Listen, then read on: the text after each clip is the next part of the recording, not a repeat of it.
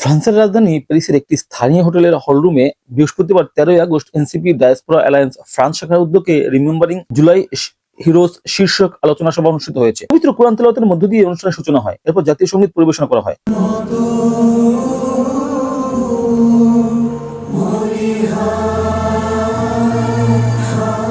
2024 সালের আন্দোলনের শহীদদের স্মরণে 1 মিনিট নীরবতা পালনের মধ্য দিয়ে শুরু হয় মূল আলোচনা পর্ব। এনসিপি ডায়াসপোরা অ্যালায়েন্স ফ্রান্স শাখার আহ্বায়ক চৌধুরী মোহাম্মদ ইফতেশাম এর সভাপতিত্বে অনুষ্ঠানের সঞ্চালকের দায়িত্ব পালন করেন সংগঠনের অন্যতম সদস্য তাওহিদা বেগম। অনুষ্ঠানে স্বাগত বক্তব্য দেন এনসিপি ফ্রান্স শাখার সদস্য সচিব কাউসার আহমেদ।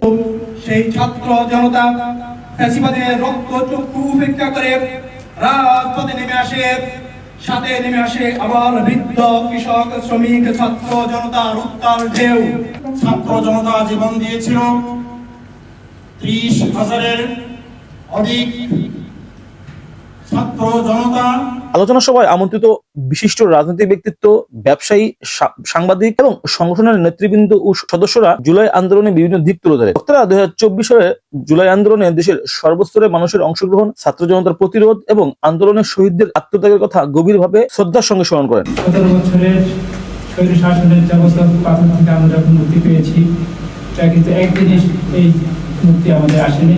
এর মধ্য দিয়ে আমরা যেমন শহীদদের স্মরণ করছি, তেমনি এই আন্দোলনে অনেকেই আহত হয়ে স্থায়ীভাবে পুনরুত্থ বরণ করেছে। অসংখ্য জীবনে নেমে এসেছে অন্ধকার। জুলাই আমার কাছে সবসময় বিপ্লব।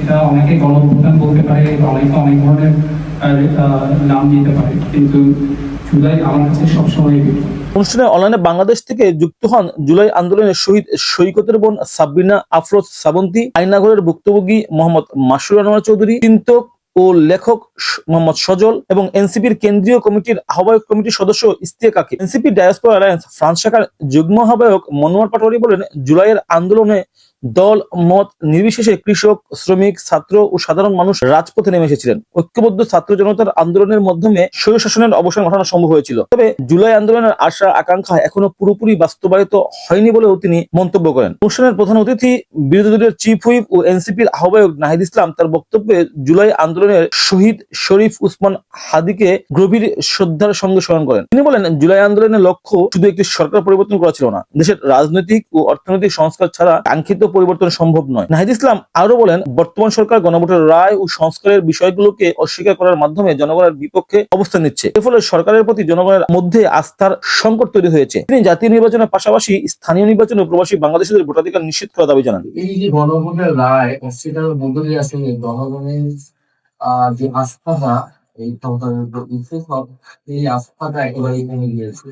যদিও তারা 2/3 সংসদ সদস্য এখন তাদের অধীনে, তো তারপরেও তাদের প্রতি আস্থার সংকট আছে এই গণভোটের গণরায়ের অস্বীকার করার মানে। কারণ সরকারে আসলে থাকতে হলে জনগণের সেই রাস্তা লাগে। একজন মন্ত্রী বলছেন, আপনারা এখন যে জ্বালানি বক্তব্য